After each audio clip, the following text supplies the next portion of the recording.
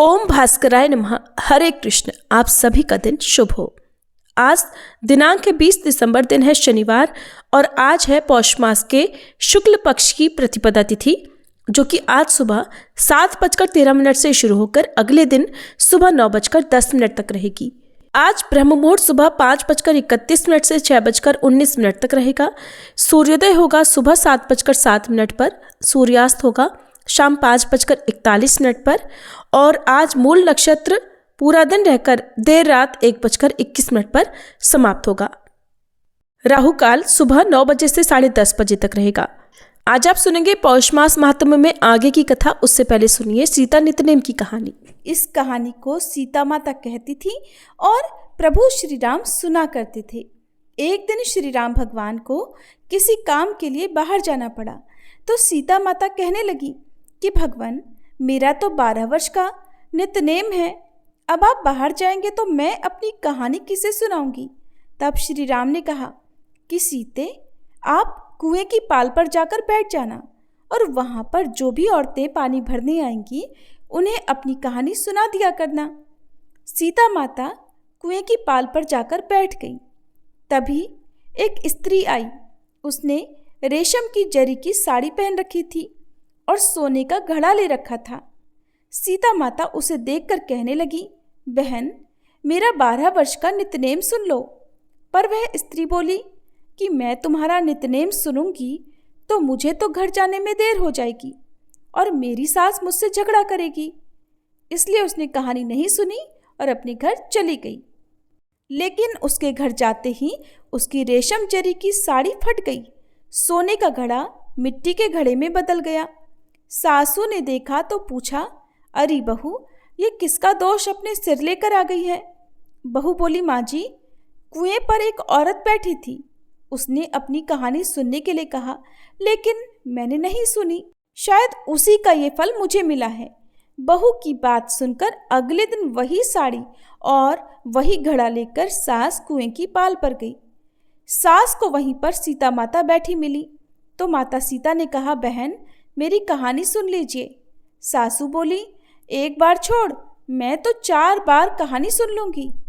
तब सीता माता बोली, राम आए लक्ष्मण आए, देश के पुजारी आए, नित नेम का नेम लाए, आओ राम बैठो राम, तपी रसोई जीमो राम, माखन मिश्री खाओ राम, दूध पताशा पियो राम, सूत के पल का मोठो राम, शाल दुशाला पोठो राम, शाल दुशाला ओढ़ो राम, जब बोलूं राम ही राम, राम सवारे सबके काम, खाली घर भंडार भरेंगे, सबका बेड़ा पार करेंगे। श्री राम जय जय राम। सासू बोली, बहन, कहानी तो बहुत अच्छी लगी। फिर कहानी सुनकर सासू घर चली गई और उसकी साड़ी फिर से रेशम जरी की बन गई। मिट्टी का घड़ा भी फिर वापस से सोने के घड़े में बदल गया। बहू ने देखा तो कहने लगी, सासू माँ, आपने ये सब कैसे किया। सासू बोली, बहू, तू दोष लगा कर आई थी और मैं अब दोष उतार कर आ रही हूँ। बहू ने पूछा कि माँ जी, वह कुएं वाली स्त्री कौन है। सासू ने बताया कि वह तो सीता माता थी। वो पुराने से नया कर देती हैं, खाली घर में भंडार भर देती हैं। वह लक्ष्मी जी का वास घर में कर देती हैं और मनुष्य की जो भी इच्छा हो उसे पूर्ण कर देती हैं। बहू बोली, माँ जी, फिर तो ऐसी कहानी मुझे भी सुना दो। सास बोली कि ठीक है, तुम भी सुनो। फिर सास ने कहानी शुरू की। राम आए लक्ष्मण आए, देश के पुजारी आए, नित नेम का नेम लाए, आओ राम बैठो राम, तपी रसोई जीमो राम, माखन मिश्री खाओ राम, दूध बताशा पियो राम, सूत के पल का मोठो राम, शाल दुशाला पोठो राम, शाल दुशाला ओढ़ो राम, जब बोलूं राम ही राम, राम सवारे सबके काम, खाली घर भंडार भरेंगे, सबका बेड़ा पार करेंगे, बोलो श्री राम जय जय राम। कहानी सुनकर बहू बोली, माँ जी, कहानी तो बहुत अच्छी है। सासू ने कहा, ठीक है, अब से हम इस कहानी को रोज किया करेंगे। अब सास बहू रोज सवेरे उठती, नहाती धोती और पूजा करने के बाद नितनेम की सीता माता की कहानी कहती। एक दिन की बात है, उनके यहाँ पड़ोस की एक औरत आई और बोली कि बहन जरा सी आँच तो देना। तो बहू बोली कि आँच तो अभी हमने जलाई ही नहीं। पड़ोसन बोली तो फिर तुम सुबह 4 बजे से उठकर क्या कर रही हो? तो उन्होंने कहा कि हम तो सुबह सुबह उठकर पूजा करते हैं, फिर सीता माता की नित्यनेम की कहानी कहते हैं। पड़ोसन ने उनकी बात सुनकर फिर कहा कि सीता माता की कहानी कहने से तुम्हें क्या मिला? तब वे दोनों बोली कि सीता माता की कहानी कहने से घर में भंडार भर जाते हैं, सारे काम पूर्ण हो जाते हैं, मन की इच्छा भी पूरी होती है। पड़ोसन ने कहा बहन अगर ऐसा है तब तो फिर मुझे भी कहानी सुना दो। तब बहू बोली कि ठीक है, तुम भी ये कहानी सुन लो। राम आए लक्ष्मण आए, देश के पुजारी आए, नित नेम का नेम लाए। आओ राम बैठो राम, तपी रसोई जीमो राम, माखन मिश्री खाओ राम, दूध बताशा पियो राम, सूत के पल का मोठो राम, शाल दुशाला पोठो राम, शाल दुशाला ओढ़ो राम। जब बोलू राम ही राम, राम सवारे सबके काम, खाली घर भंडार भरेंगे, सबका बेड़ा पार करेंगे, श्री राम जय जय राम। पड़ोसन ने इस कहानी को सुना तो कहने लगी बहन कहानी तो बहुत अच्छी लगी। अब वह पड़ोसन भी नित्यनेम सीता माता की कहानी कहने लगी।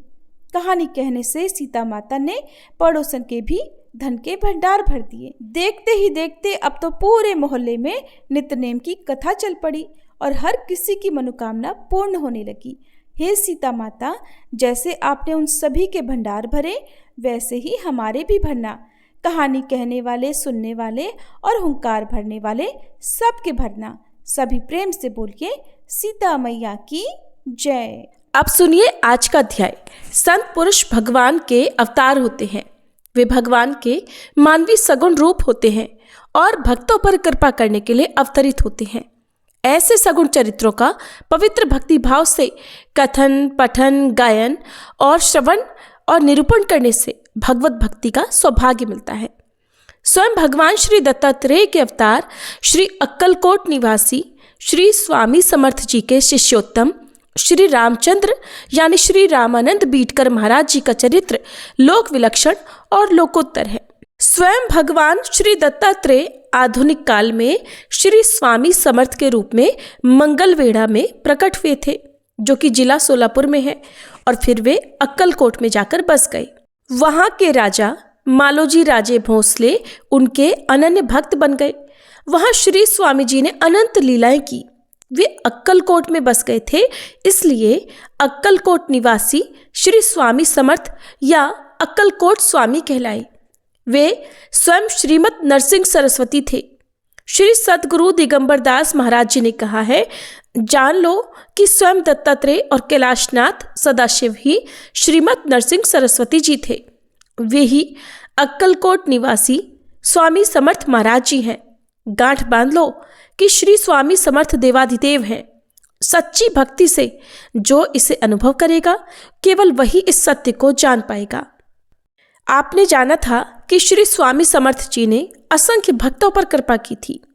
उनके अनेक शिष्य विख्यात हो गए थे, जिसमें मुंबई के श्री स्वामी सुत महाराज हरिभाऊ, अक्कलकोट के श्री बालाप्पा महाराज, कोल्हापुर के श्री कृष्ण सरस्वती, नगर के श्री नाना रेखी और पुणे के श्री बीटकर महाराज आदि प्रमुख हैं।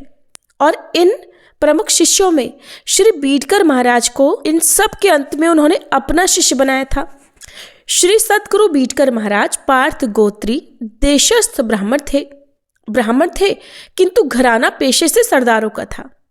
उनके पिता का नाम था बलवंतराव और माता का नाम था गंगूबाई। उनके 2 पुत्र और 4 कन्याएं थी।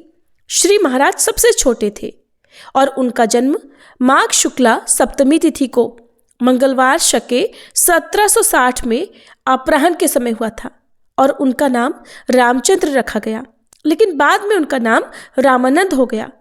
स्वयं भगवान श्री दत्तात्रेय ने ही उनका नाम रामानंद रखा था। श्री रामानंद महाराज के पुरखों की कहानी बड़ी रोचक है। इस घराने के मूल पुरुष शंकर राव थे। उनके बेटे माणकोजी पंत बहुत बड़े बहादुर और होशियार थे।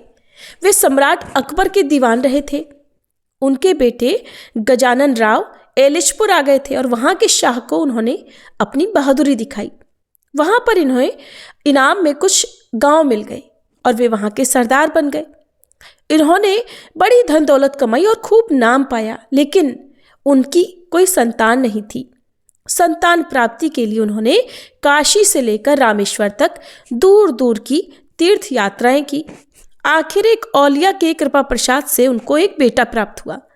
अद्भुत बात यह थी कि उस माँ ने बच्चे के साथ एक नाग को भी जन्म दिया था और वो नाग भी घर का ही एक सदस्य बन गया।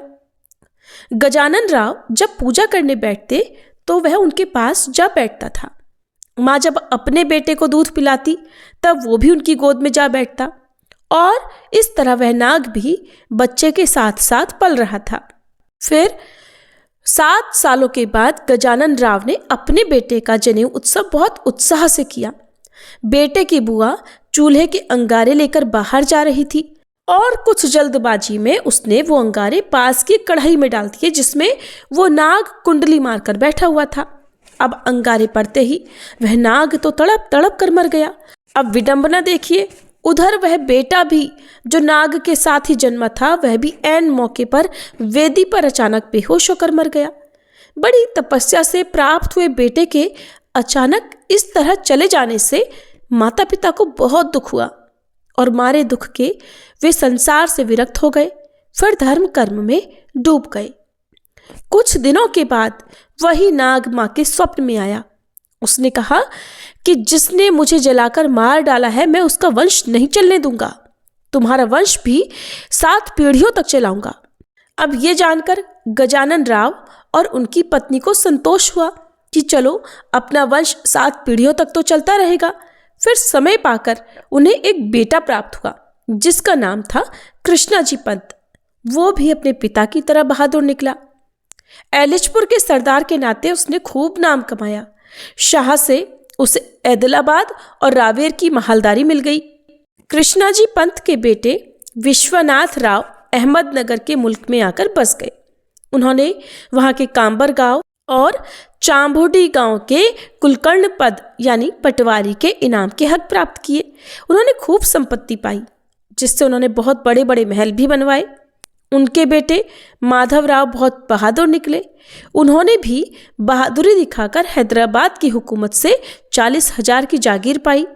उन्हें बीड शहर में पोद्दारी का हक भी मिल गया और वे शाह के सबसे वफादार सेवकों में से एक थे।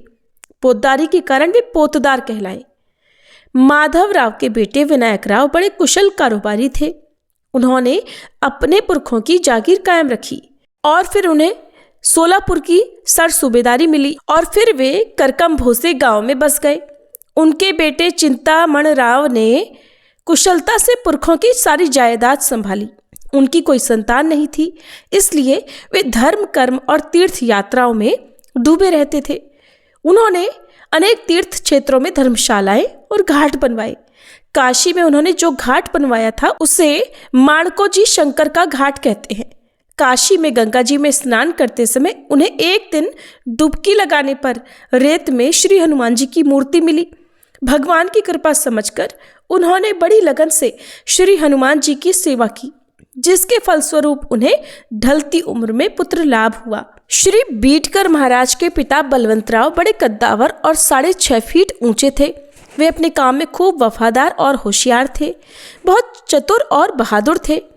घुड़सवारी में और निशानेबाजी में कुशल थे, इसलिए पेशवा दूसरे बाजीराव ने खुश होकर उन्हें अपना शरीर रक्षक बनाया। एक बार पेशवा पर हमला हुआ तो बलवंतराव ने जान पर खेलकर दुश्मन को परास्त कर दिया। उनका पहला विवाह असफल रहा। पेशवा ने उन्हें दूसरे विवाह के लिए पैसे दे दिए। फिर उनका विवाह बाघुली के व्यंकटराव कुलकर्णी की कन्या गंगूबाई के साथ हुआ। उनके 2 पुत्र और 4 कन्याएं हुई। एक कन्या तो बचपन में ही भगवान को प्यारी हो गई और शेष 3 संतानहीन रही। बड़ा बेटा बापू था और छोटा था रामचंद्र। रामचंद्र पिता का प्यारा था, दुलारा था। बलवंतराव की सेहत अच्छी थी और उन्होंने लंबी उम्र भी पाई थी। वे 99 वर्ष के होने के बाद भगवान को प्यारे हुए। इसी बीच पेशवाई डूब गई और अंग्रेजों की हुकूमत आई। अंग्रेजों के एल्फिंस्टन साहब ने बलवंतराव को पेंशन देने की पेशकश की, लेकिन उन्होंने पेंशन लेने से इनकार कर दिया। उन्होंने सोचा कि अब तक तो पेशवाओं की रोटी खाई, अब बेईमान होकर म्लेच्छों की रोटी क्या खाएं। उन्होंने अपने जीवन में अपने पूर्वजों द्वारा कमाई जायदाद का ध्यान नहीं रखा था, न पूंजी जुटाई थी। इसलिए उनकी मृत्यु के समय बस छोटी सी पूंजी उनके पास बची थी। लेकिन गंगूबाई ने हिम्मत नहीं हारी। अंग्रेजों ने उसे 100 रुपए की पेंशन देने का हुक्म दिया, लेकिन उस स्वाभिमानी नारी ने उसे भी ठुकरा दिया। फिर बलवंतराव के 13वीं के दिन क्रियाक्रम पूरा होते ही बड़ा बेटा बापू अचानक लापता हो गया, जिसका कई वर्षों तक कुछ पता ही नहीं चला। घर में सफ़ेद रंग की एक दुधारू गाय थी, वो भी गायब हो गई। अब इतना कुछ चला गया। इन विषम परिस्थितियों में भी गंगूबाई ने बड़े धैर्य से काम लिया और छोटे रामचंद्र को पाठशाला में दाखिल करवा दिया। अब कथा शुरू होती है। रामचंद्र की पढ़ाई शुरू हो गई। गुरुजी ने गृहपाठ बताया था, होमवर्क दिया था और उसे उन्होंने पूरा नहीं किया था, इसलिए नाराज होकर वे उसे डांटने लगे। तो रामचंद्र बोला, हमारे भाग में विद्या होगी तो मिलेगी। अब ये बात सुनकर गुरुजी उसे गुस्से से ताना देते हुए बोले, ब्राह्मण के बेटे हो, गले में जनेऊ भी है, मधुकरी तो जरूर मिल जाएगी। सुनकर रामचंद्र को गुस्सा आ गया। आओ देखा न ताओ, उसने जनेऊ तोड़ दिया, लंगोटी उतार कर फेंक दी और पाठशाला से निकलकर तुलसी बाग के मंदिर में जा बैठा। अब वहां पर बच्चों के साथ गुरुजी भी आ गए। उसे किसी तरह समझा बुझाकर मनाकर पाठशाला में ले गए और सजा देकर अच्छा बर्ताव करने की कसम उससे ले ली। बालक रामचंद्र का सलोनापन, आंखों की सुंदरता और चतुराई देखकर उसके पिता के दोस्त डॉक्टर गणपतराव ने उसे अपने घर में रख लिया। वे नाटकों के खूब शौकीन थे। वे उसके खाने पीने, ओढ़ने पहनने का बड़ा ध्यान रखते थे और वे उसे नाटक देखने के लिए लेकर जाया करते थे। एक दिन उन्होंने रामचंद्र से कहा, बेटा तुम दिखने में बहुत सुंदर हो, एक साड़ी और नथनी पहनकर आंखों में काजल लगा लो तो जरा। तुम तो नाटक में अगर स्त्री पार्ट खेलोगे ना तो खूब अच्छा लगेगा, तुम पर बड़ा सूट करेगा। तो उसने भी तपाक से उत्तर दिया, पहले भगवान ने मुझे लड़का बनाने की जो निशानी दी है उसे तो मिटाओ। डॉक्टर साहब ने उसे मनाने की बहुत कोशिश की। आखिर में उसे घर ही पहुंचा दिया गया। रामचंद्र के पिता बलवंतराव के दोस्त त्रिंबक राव थे। एक दिन वे उसके घर पर आए। घर की हालत देखकर उन्हें हमदर्दी हो गई और वे उसे पढ़ाई करने के लिए अपने साथ अपने घर लिवा लाए। उन्होंने देखा कि लेकिन बच्चे का ध्यान तो पढ़ाई में नहीं है, तो उन्होंने सोचा चलो इसको कुछ और काम सिखाया जाए। तो उन्होंने उस बच्चे को बाजार से खरीदारी का काम सौंप दिया ताकि वो कुछ तो सीखे, और वो बड़ा चोखा व्यवहार करता था। अंत में उसने घर ही लौटने का मन बना लिया तो किबे ने उसे जाने से पहले 50 रुपए दिए। घर लौटकर उसने पुरानी चीज़ों के लेन देन का काम शुरू कर दिया। वो शहर भर घूम घूम कर पुरानी चीज़ें मोल तोल करके खरीदता था और फिर दुकानदारों को बेच देता था। इसमें बहुत ज़्यादा फायदा तो नहीं होता था, इसलिए वो खुश भी नहीं था। हर साल ज्येष्ठ कृष्ण नवमी के दिन आलंदी से श्री ज्ञानेश्वर महाराज की पालकी निकलकर आषाढ़ शुक्ला एकादशी के दिन पंढरपुर जाती है। इस वारी में यानी यात्रा में हजारों लाखों लोग भगवान श्री विट्ठल का संकीर्तन करते जाते हैं। पालकी आनंदी से दशमी के दिन पुणे में आती है और दूसरे दिन आगे बढ़ती है। रामचंद्र के मन में भक्ति भावना थी। उसके मन में भी उस यात्रा में शामिल होकर भगवान विट्ठल के दर्शन करने पंढरपुर जाने की इच्छा जागी। उसने कुछ बच्चों को अपने साथ आने के लिए मना लिया। रामचंद्र ने पंढरपुर जाने की बात अपनी माता को बता दी थी। एकादशी के दिन पालकी आगे निकली। बच्चे उत्साह के साथ भजन गाते हुए उसके साथ चलने लगे। 5-6 मील पैदल चलने के बाद कुछ बच्चे तो थक गए और घर वापस लौटने की जिद करने लगे। रामचंद्र ने उन्हें समझाने बुझाने और धीरज बंधाने की कोशिश की कि बस थोड़ी दूर तो और है, फिर हम पहुंच जाएंगे पंढरपुर। लेकिन वे बालक नहीं माने और घबराकर बीच रास्ते से ही वापस लौट गए। अब उनके साथ केवल 2 बच्चे बचे। लेकिन काफ़ी दूर चलने के बाद भी जब पंढरपुर नहीं आया तो वे बच्चे भी चलने पर थक गए।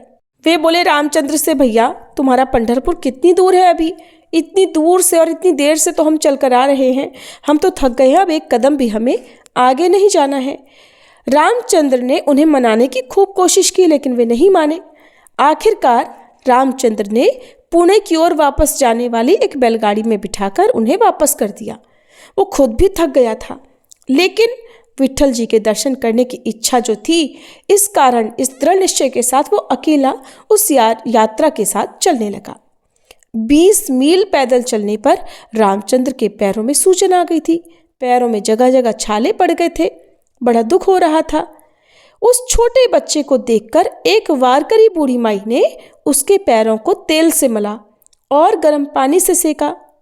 फिर दर्शन करने का जो जोश मन में था, उसी जोश में रामचंद्र पंढरपुर पहुंच गया। पंढरपुर में आषाढ़ी एकादशी के दिन वारकरियों का सागर सा उमड़ पड़ा था। रामचंद्र अकेला था। उस भीड़ भाड़ में उसका कोई ठिकाना नहीं था। न कोई सगा संबंधी था, न भीड़ को पार करने की उसमें हिम्मत थी। अब इतनी भारी भरकम भीड़ में भला भगवान के दर्शन उसे कैसे होते? अब तो उसने सोचा, मैं तो मीलों पैदल चलकर आया विट्ठल भगवान के दर्शन करने के लिए, यहाँ तो भीड़ ऐसी है कि सुई को भी जगह ना मिले। अब वह घबराकर रोने लगा। अब उसे मन में पछतावा हुआ कि मैं नाहक ही इतनी दूर पैदल चलकर आया। आंखों से आंसू उमड़ पड़े। सभी लोग तो भगवान के दर्शन करने दौड़ रहे थे। अब भला इस भीड़ में उस अनजान बालक को कौन देखेगा?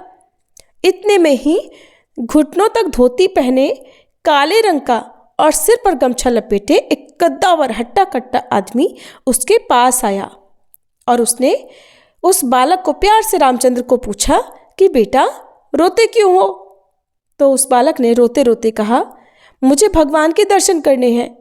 सुनते ही उस आदमी ने उस भीड़ की परवाह ना करते उसका हाथ कसकर पकड़ा और लगभग घसीटते हुए ले जाकर उसे भगवान के चरणों में माथा रखवाया और भगवान के गले की माला उसके गले में पहना दी। फिर तो बाहर खुले में लाकर उसे बताया कि तुम्हें भगवान विट्ठल के दर्शन हो गए और जानते हो मैं कौन हूँ? मैं तुम्हारा बड़वा हूँ, यानी पुरोहित हूँ। मेरा नाम है विट्ठल बड़वा। तुम दूसरे देवताओं के दर्शन करके फिर मुझसे मिलना। मैं दक्षिण द्वार पर हूँ। रामचंद्र देवी देवताओं के दर्शन करके बाहर आया।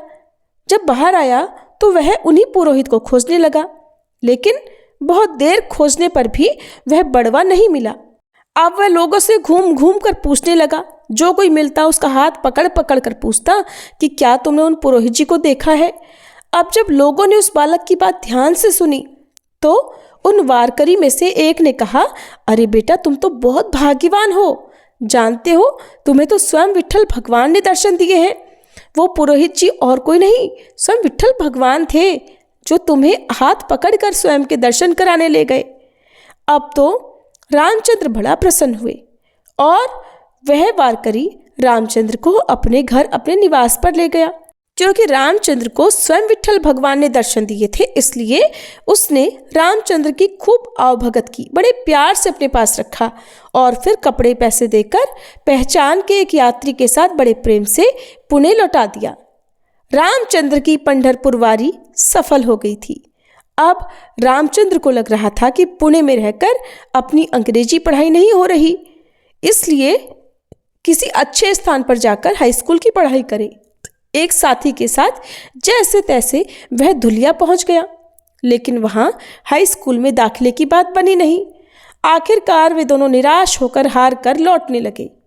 लौटते समय उन्होंने नासिक के पास वणी की भगवती सप्तश्रृंगी के दर्शन करने की सोचने लगे, चलो हाई स्कूल में दाखिला तो नहीं मिला, क्यों ना दर्शन ही करते चले। सप्तश्रृंगी देवी ऊंचे पहाड़ पर बसी हैं। वे दोनों वहीं पहुंच गए। तब देवी ने स्वप्न में प्रकट होकर उन्हें बताया कि अपने इस दोस्त का साथ छोड़ दो, तुम लौट जाओ, तुम्हें किसी बात की कोई कमी नहीं है। भगवती ने उसके दोस्त को डराकर वापस लौटने के लिए मजबूर कर दिया। अब रामचंद्र वहां पर कुछ दिन एक सन्यासी के पास रहा। भगवती सप्तश्रृंगी देवी की मूर्ति आदमकद और अष्टभुजा है। उनका रूप उग्र है और वह बड़ा जागृत देव स्थान माना जाता है। पूजा करने के बाद उनके मुख में केसर, कस्तूरी आदि 13 द्रव्यों से युक्त बीड़ा बनाकर रखा जाता है। एक दिन रामचंद्र देवी के सामने हाथ जोड़कर खड़ा था कि तभी अचानक देवी के मुख में रखा हुआ बीड़ा, जो कभी नीचे नहीं गिरता था, अचानक नीचे रामचंद्र के हाथ में गिर गया। ये देखकर पुजारी और भक्तजन हैरान रह गए। उन्होंने कहा, ये तो देवी की ही महिमा है। तब उन्होंने रामचंद्र से कहा कि तुम तो बड़े भाग्यशाली हो, देवी ने तुम्हें कृपा प्रसाद दिया है। फिर रामचंद्र ने उसे बड़े भक्ति भाव से ग्रहण किया। बलवंतराव बीटकर के निधन के बाद बड़े बेटे बापू ने घर छोड़ दिया था। रामचंद्र छोटा था और गंगूबाई ने बड़ी हिम्मत के साथ अपने घर को संभाल रखा था। उसने रामचंद्र की पढ़ाई पूरी करने की बहुत कोशिश की, लेकिन उसमें सफलता नहीं मिली थी।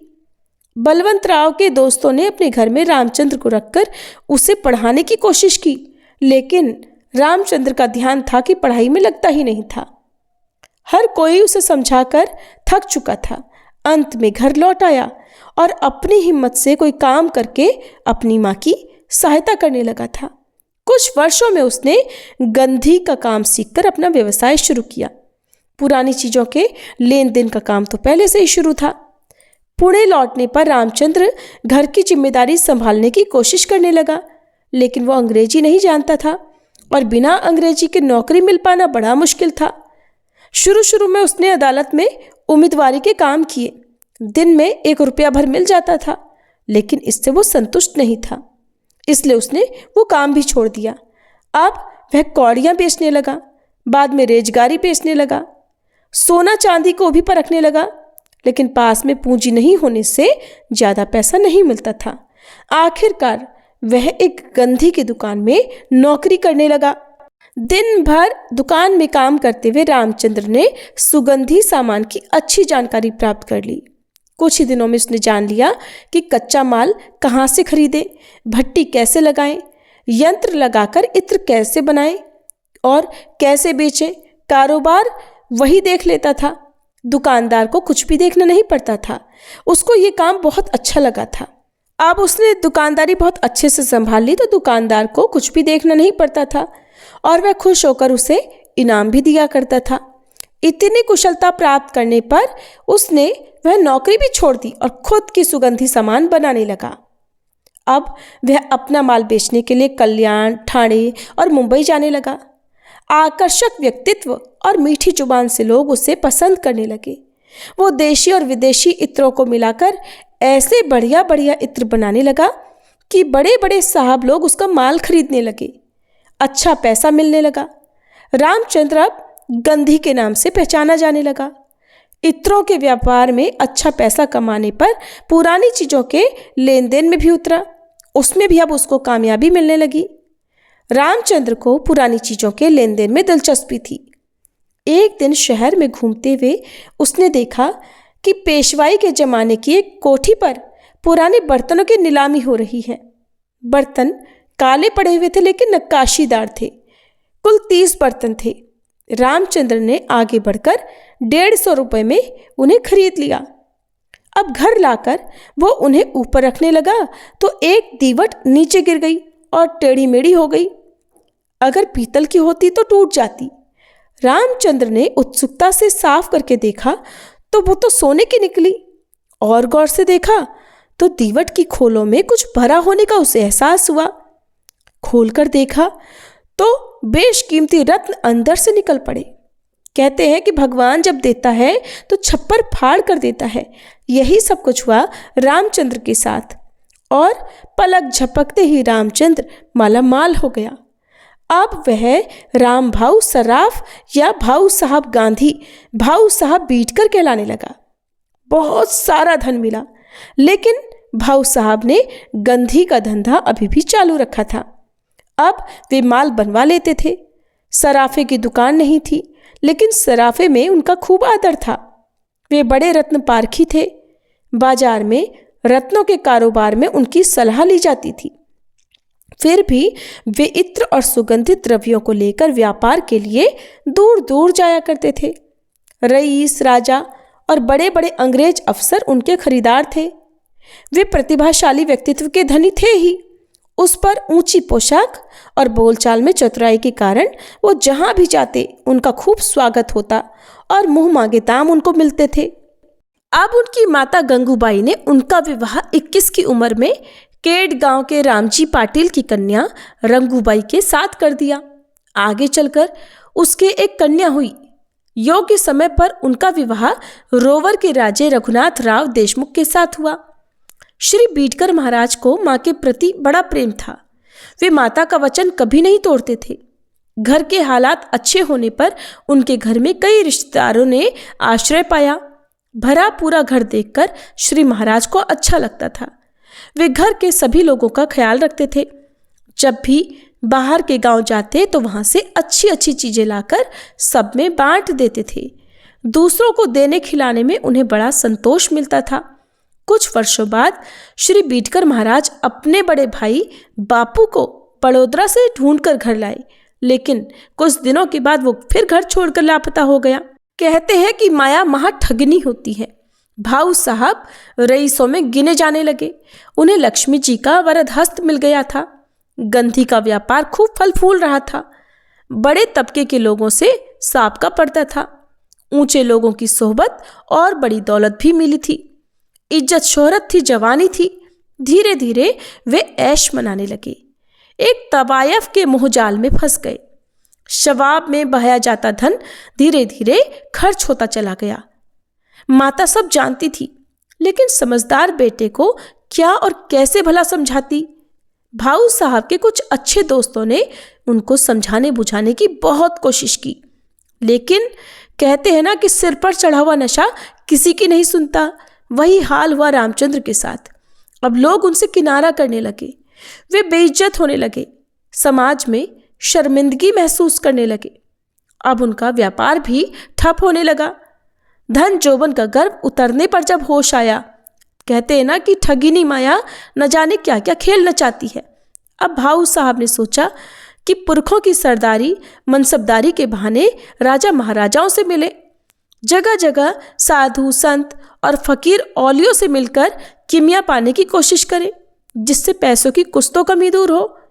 वे नए सिरे से उभरने की कोशिश करने लगे। भाऊ साहब बीटकर सुगंधित द्रव्य बनाकर सबसे पहले वडोदरा पहुंचे। वहां के महाराजा गायकवाड़ से वे मिलना चाहते थे। उन्होंने शहर में घूमकर कुछ माल बेचा। महाराज से मिलने की इजाज़त पाने के लिए वे रियासत के बड़े बड़े सरदारों से मिले, लेकिन भेंट मिलने की कोई उम्मीद दिखाई नहीं दी। तो वे चिंता में डूब गए कि इतनी दूर आकर भी कुछ खास कमाई नहीं हुई। भाऊ साहब जन्मजात बुद्धिमान थे। जब भी मुश्किल आ जाती तब तब उनका दिमाग बड़ी तेजी से काम करने लगता था और कोई ना कोई सूरत निकल ही आती थी। उन्होंने सब्जी मंडी में जाकर पता लगाया कि शहर के लिए रोज कितनी सब्जी आती है। वहाँ रोज 10-15 रुपए की सब्जी आती थी। भाऊ साहब कुछ दलालों से मिले और 3 दिन की सब सब्जी खुद खरीद लेने का वादा किया। सब्जी लेकर अब वे गायों को खिलाने लगे। बाजार में 2 दिन सब्जी बिल्कुल नहीं मिली। तीसरे दिन अब शहर में चर्चा होने लगी कि सब्जियां तो बाजार में खत्म हो चुकी है। ये बात महाराजा तक पहुंच गई कि कोई परदेसी व्यापारी आया है और सारी सब्जी खरीदकर गायों को खिला देता है। महाराजा ने खादिम को दौड़कर उन्हें बुलवा लिया।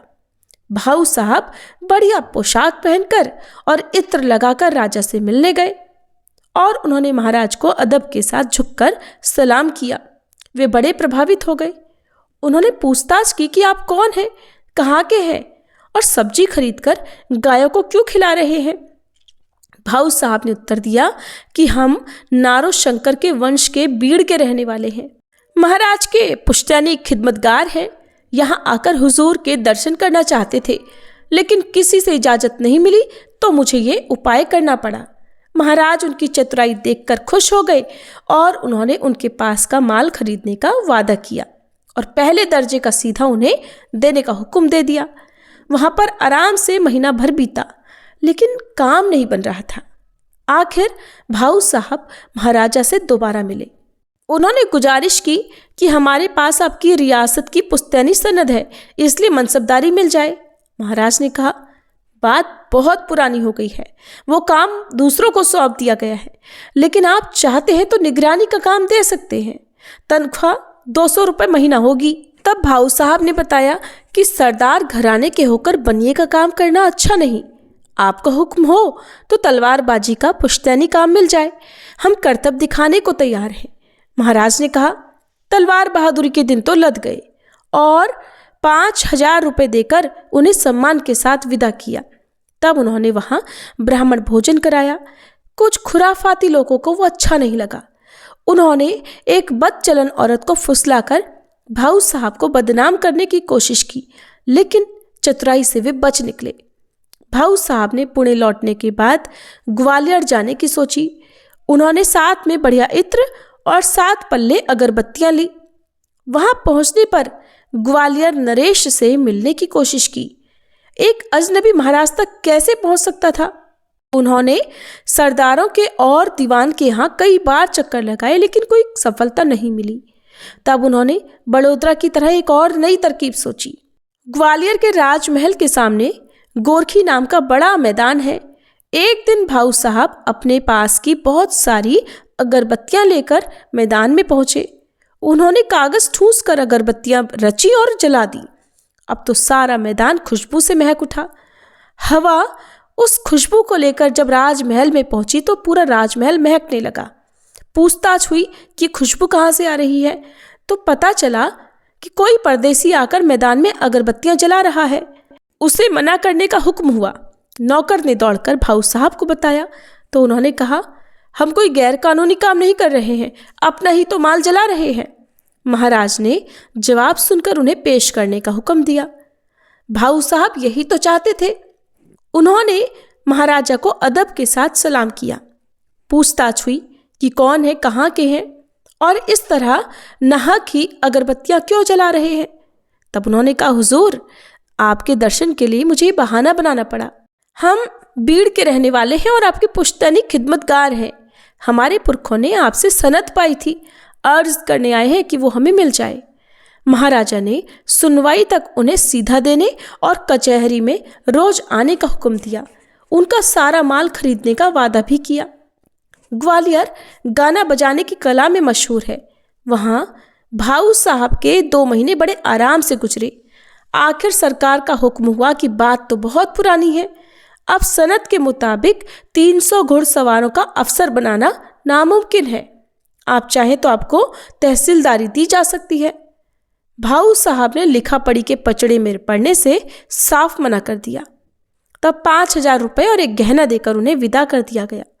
अब इससे जलने वाले कुछ लोगों ने यहाँ भी साजिश की। उन्होंने भाऊ साहब को दावत पर बुलाया और उन्हें अफीम खिला दी, और फिर नशे की हालत में बेहोशी में एक तवायफ उनको अपने घर ले गई। भाऊ साहब से जवाब तलब किया गया। तब उन्होंने बता दिया कि बदनामी करने के लिए ही ये साजिश रची गई थी, लेकिन भगवान की कृपा से हम बच गए।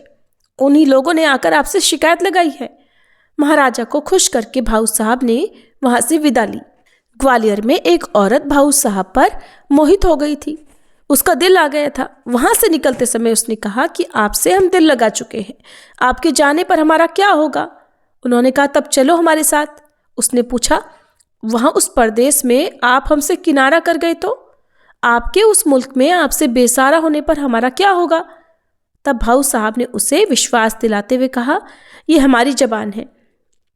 अंत में वह औरत उनके साथ पुणे आ गई। भाऊ साहब ने उसे बड़ी इज्जत के साथ अपने घर में रखा और अंत तक उसे अपने साथ रखा और अपना वादा निभाया। आज के अध्याय में बस इतना ही। इसके आगे का प्रसंग आप सभी कल के अध्याय में जरूर सुनिएगा। एक बार एक लपसी था, एक तपसी था। तपसी हमेशा भगवान की तपस्या में लीन रहता था। लपसी रोजाना 1.25 सेर की लापसी बनाकर भगवान को भोग लगाकर जीम लेता था। एक दिन वे दोनों आपस में झगड़ा करने लगे।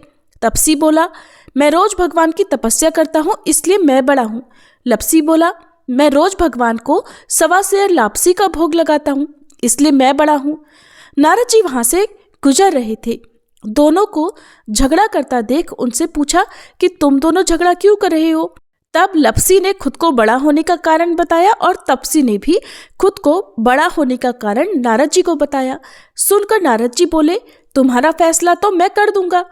दूसरे दिन लप्सी और तपसी स्नान कर अपनी रोज की भक्ति करने आए तो नारद जी ने छुपकर 1.25 करोड़ की एक एक अंगूठी उन दोनों के आगे रख दी।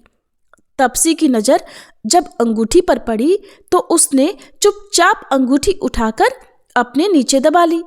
उधर लप्सी की नजर भी अंगूठी पर पड़ी, लेकिन उसने ध्यान नहीं दिया और भगवान को भोग लगाकर लापसी खाने लगा। नारद जी जब सामने आए तो दोनों ने पूछा, बताइए नारद जी, हम दोनों में से कौन बड़ा है? तब नारद जी ने तपसी से खड़ा होने को कहा। वह खड़ा हुआ तो उसके नीचे दबी हुई अंगूठी दिखाई पड़ी। नारद जी ने तपसी से कहा, तपस्या करने के बाद भी तुम्हारी चोरी करने की आदत नहीं गई, इसलिए लप्सी बड़ा है और तुम्हें तुम्हारी तपस्या का भी कोई फल नहीं मिलेगा। तब तपसी शर्मिंदा होकर क्षमा मांगने लगा। उसने नारद जी से पूछा, नारद जी, मेरी तपस्या का फल फिर मुझे कैसे मिलेगा?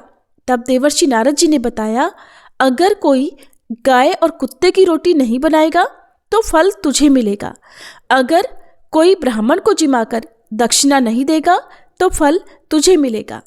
अगर कोई साड़ी के साथ ब्लाउज नहीं देगा तो फल तुझे मिलेगा। अगर कोई दिए से दिया जलाएगा तो फल तुझे मिलेगा। अगर कोई सारी कहानी सुने लेकिन तुम्हारी कहानी ना सुने तो फल तुझे मिलेगा। उसी दिन से हर व्रत कथा और कहानी के साथ लप्सी तपसी की कहानी भी सुनी और कही जाती है। श्री रवि हरत हो घोरतम अगणित किरण पसारी, वंदन करूं तब चरणन में अर्घ देऊं जलधारी। सकल सृष्टि के स्वामी हो सचराचर के नाथ, निस्दिन होत तुमसे ही होवत संध्या प्रभात। जय भगवान सूरतमहारी, जय खगेश दिन कर शुभकारी। तुम हो सृष्टि के नेत्र स्वरूपा, त्रिगुणधारी त्रैवेद स्वरूपा। तुम ही कर्ता पालक संहारक, भुवन चतुर्दश के संचालक। सुंदर बदन चतुर्भुजधारी, रश्मि रथी तुम गगन विहारी। चक्र शंख अरु श्वेत कमलधर, वर मुद्रा सोहत चोटे कर। शीश मुकुट कुंडल गलमाला, चारु तिलक तब भाल विशाला। सप्त अश्वरथ अति द्रुतगामी, अरुण साथी गति अविरामी। रक्त वरुण आभूषण धारक, अति प्रिय तोहे लाल पदारथ। सर्वात्मा कहे तुम्हें ऋग्वेदा, मित्र कहे तुमको सब वेदा। पंचदेवों में पूजे जाते, मनोवांछित फल साधक पाते। द्वादश नाम जाप उद्धारक, रोग शोक अरु कष्ट निवारक। माँ कुंती तब ध्यान लगायो, दानवीर सूत कर्ण सो पायो। राजा युधिष्ठिर तब जस गायो, अक्षय पात्र वो वन में पायो। शस्त्र त्याग अर्जुन अकुरायो, बन आदित्य हृदय से पायो। विंध्याचल तब मार्ग में आयो, हाहाकार तिमिर से छायो। मुनि अगस्त गिरि गर्व मिटायो, निज तप बल से विंध्य नवायो। मुनि अगस्त तब महिमा गाई, सुमिर भये विजयी रघुराई। तोहे विरोक मधुर फल जाना, मुख में ली नहीं तोहे हनुमाना। तब नंदन शनिदेव कहावे, पवन के सूत शनि तीर मिटावे। यज्ञ व्रत स्तुति तुम्हारी कीन्ही, भेंट शुक्ल यजुर्वेद की दीन्ही। सूर्यमुखी खरितर तब रूपा, कृष्ण सुदर्शन भानु स्वरूपा। नमन तोहे ओंकार स्वरूपा, नमन आत्मा अरुकाल स्वरूपा। दिग दिगंत तब तेज प्रकाशे, उज्ज्वल रूप तुम्ही आकाशे। दश दिगपाल करत तब सुमिरन, अंजलि नित्य करत हैं अर्पण। त्रिविध ताप हरता तुम भगवन, ज्ञान ज्योति करता तुम भगवन। सफल बनावे तब आराधन, गायत्री जप सरल है साधन। संध्या त्रिकाल करत जो कोई, पावे कृपा सदा तब वोही। चित शांति सूर्यास्तक देव, व्याधि अपाधि सब हर लेवे। अष्टदल कमल यंत्र शुभकारी, पूजा उपासना तब सुखकारी। माघ मास शुद्ध सप्तमी पावन, आरंभ हो तब शुभ व्रत पालन। भानु सप्तमी मंगलकारी, भक्ति दायनी दोषणहारी। रविवासर जो तुमको ध्यावे, पुत्रादिक सुख वैभव पावे। पाप रूपी पर्वत के विनाशी, व्रज रूप तुम हो अविनाशी। राहु आन तब ग्रास बनावे, ग्रहण सूर्यता को लग जावे। धर्म दान तब करते हैं साधक, मिटत राहु तब पीड़ा बाधक। सूर्य देव तब कृपा कीजे, दीर्घ आयु बल बुद्धि दीजे। सूर्य उपासना कर नित ध्यावे, कुष्ठ रोग से मुक्ति पावे। दक्षिण दिशा तोरी गति जावे, दक्षिणायन वो ही कहलावे। उत्तर मार्गी तोरो रथ होवे, उत्तरायण तब वो कहलावे। मन और वचन कर्म हो पावन, संयम करता भलित आराधन। भरत दास चिंतन करत घर दिन कर तब ध्यान, रखियो कृपा इस भक्त पे तुम्हारी सूर्य भगवान। ओम जय सूर्य भगवान, जय हो दिनकर भगवान। जगत के नेत्र स्वरूपा, तुम हो त्रिगुण स्वरूपा। धरत सब ही तब ध्यान, ओम जय सूर्य भगवान। सारथी अरुण है प्रभु, तुम श्वेत कमल धारी। तुम चार भुजाधारी, अश्व है सात तुम्हारे। कोटि किरण पसारे, तुम हो देव महान। ओम जय सूर्य भगवान। उषा काल में जब तुम उदयाचल आते, सब तब दर्शन पाते। फैलाते उजियारा, जागता तब जग सारा। करे सब तब गुणगान, ओम जय सूर्य भगवान।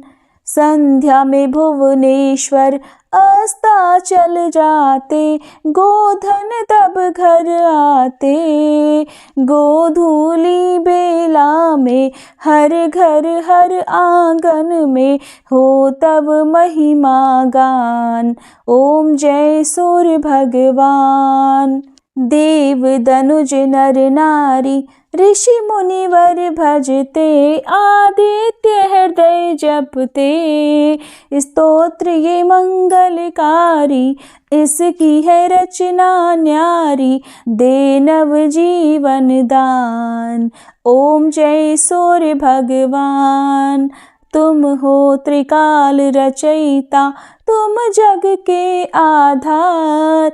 महिमा तब अपरंपार, प्राणों का सिंचन करके। भक्तों को अपने देते, बल बुद्धि और ज्ञान। ओम जय सूर्य भगवान। भूचर जलचर खेचर, सबके हो प्राण तुम्ही। सब जीवों के प्राण तुम्ही। वेद पुराण बखाने, धर्म सभी तुम्हें माने। तुम ही सर्वशक्तिमान, ओम जय सूर्य भगवान। पूजन करती दिशाएं पूजे दश दिक्पाल, तुम भुवनों के प्रतिपाल। ऋतुएं तुम्हारी दासी, तुम शाश्वत अविनाशी, शुभकारी अंशुमान। ओम जय सूर्य भगवान। ओम जय सूर्य भगवान। जय हो दिनकर भगवान। जगत के नेत्र स्वरूपा, तुम हो त्रिगुण स्वरूपा, धरत सब ही तब ध्यान। ओम जय सूर्य भगवान। ओम जय सूर्य भगवान। जय जय तुलसी भगवती सत्यवती सुखदानी। नमो नमो हरि प्रेसी श्री वृंदा गुण खानी। श्री हरि शीश विरजनी देहु अमर वर अम्ब। जनहित हे वृंदावनी अब न करहु विलंब। धन्य धन्य श्री तुलसी माता, महिमा अगम सदा श्रुति गाता। हरि के प्राण हूँ से तुम प्यारी, हरहि हेतु कीन्हो तप भारी। जब प्रसन्न है दर्शन दीन हो, तब कर जोरी विनय उस कीन्हो।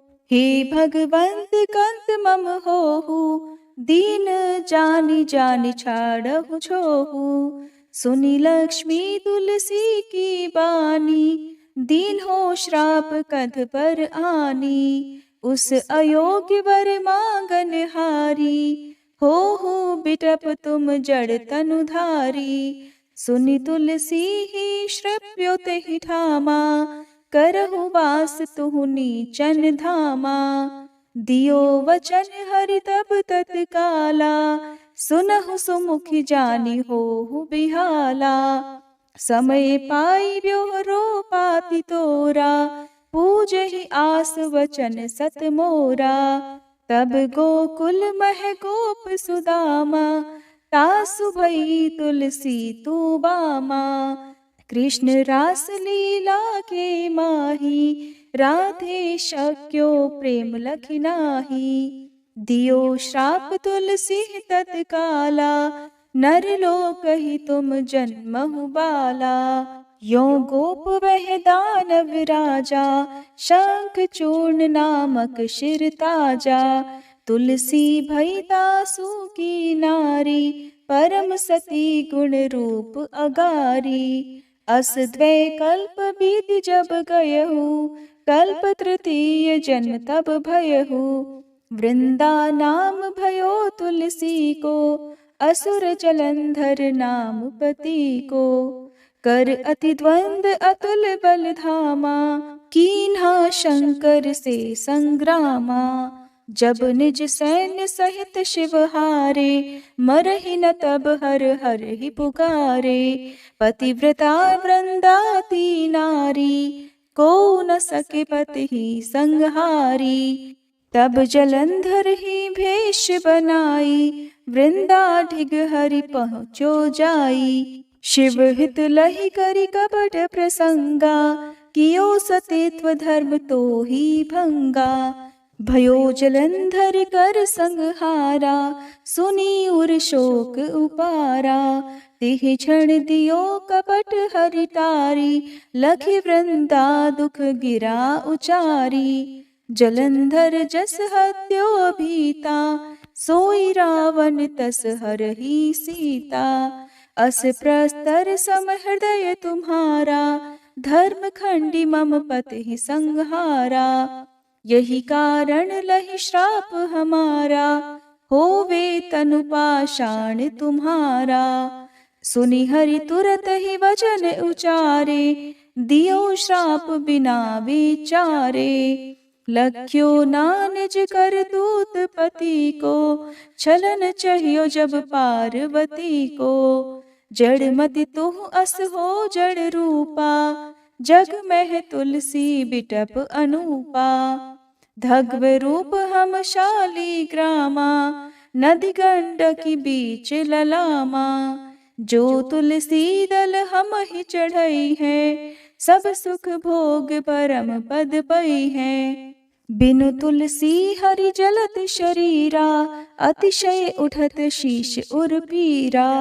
जो तुलसी दल हरि शिर धारत, सो सहस्त्र घट अमृत डारत।